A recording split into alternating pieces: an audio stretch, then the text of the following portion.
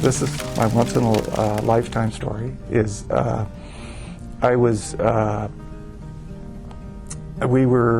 was a fire that happened in out of the Columbia River and the Dalles. It was actually right above the Dalles, Oregon, in 2014. In 2014, we were.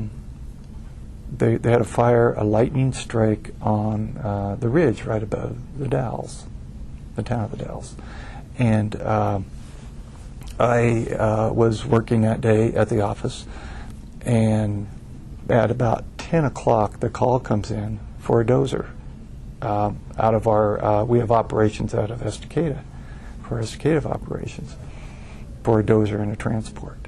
Well, our operator out of Estacada wasn't available, and so I jumped in my pickup and drove up and got in with the dozer, got in with the transport operator, and the two of us went up to the Rowena fire out of the Dalles.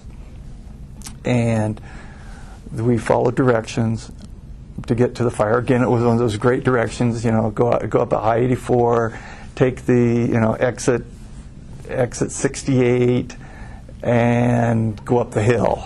So that's what we did. The whole time I'm going, this is really strange, No camp. I was trying to figure out what was going on. We got up there and we came to a viewpoint, a tourist viewpoint, and happened to be, there was 2 state rigs parked there.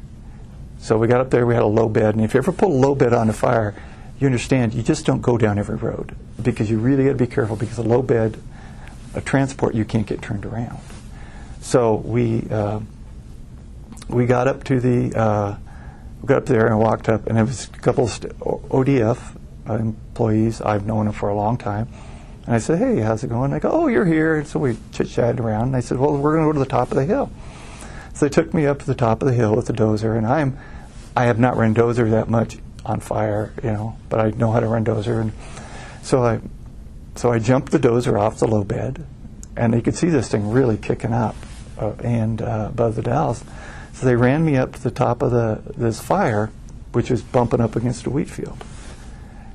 And they said, we want to make a big fire line here.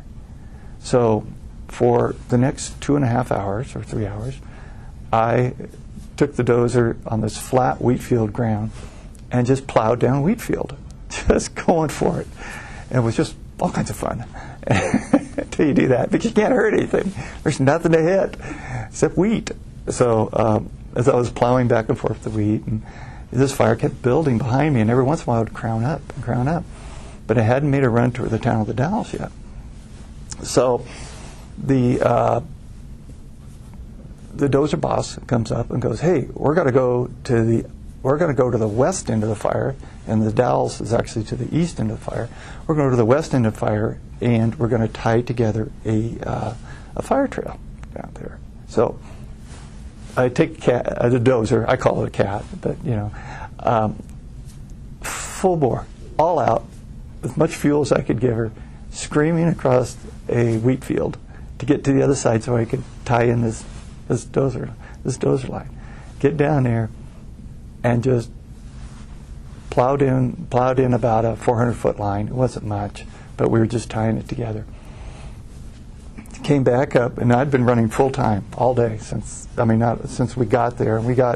I jumped it off at 1 o'clock, is when I jumped it off the transport, and so I'd been going. So we did the 400 feet of line, came back up to the top to the wheat field again, and by that time I came over the radio. The fire made a run to the Dalles.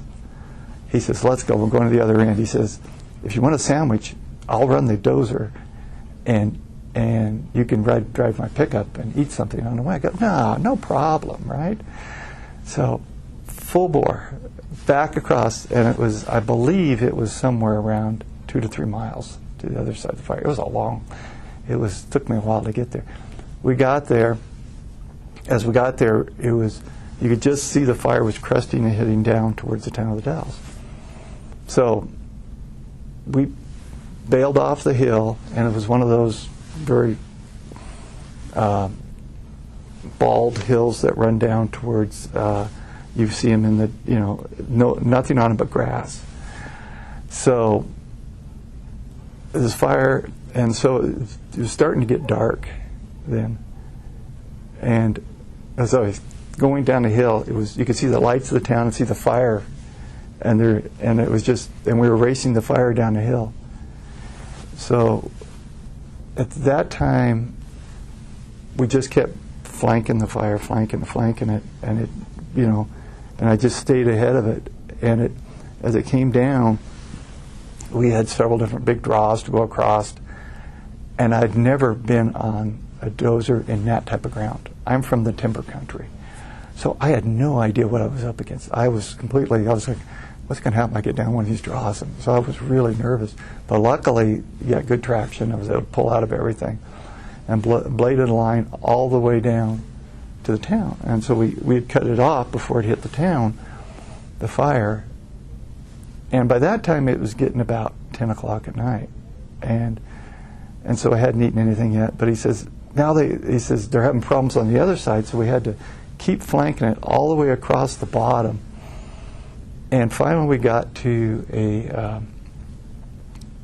were trying to find our way across, and finally we had a choice. We rather hit the city streets, the subdivision streets, or we just couldn't go any farther because there was rock bluffs that come down to the subdivision. So they made the decision just to hit the streets. So here I am with the dozer going down the city streets, and the municipals are protecting the houses. So they're all pulling their hoses back as I'm clanking across. And I got through the subdivision, got off the other side, and then we started plowing on the other side to catch it as it was coming down. So it kept coming, and we were just kept working it, and finally we had one last stretch, and they found another little dozer there that had been working, and so they put it. I had the dozer I had was a Type 2, had about 180 horsepower, so it was a pretty good sized dozer. And they put the little dozer behind me, so I didn't have to back up and clean anything up. I just went for it.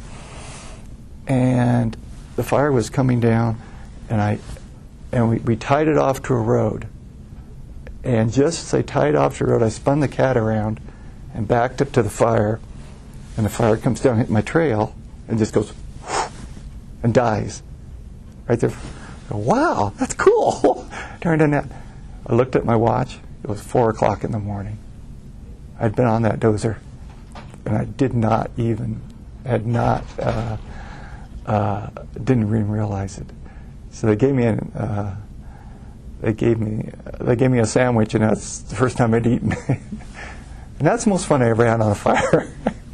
The dozer boss was a really great guy, and I actually young guy and really a woodsman. And so as we started off the hill in the dark, I said, take a headlamp, put it on your back, and put one on the front, because I didn't know if there was any bluffs. I said, if I see that headlamp go out of sight, I'm stopping.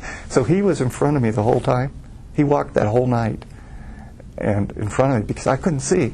I mean, there was so much dust blowing that you could only make out so far. I would have been completely lost.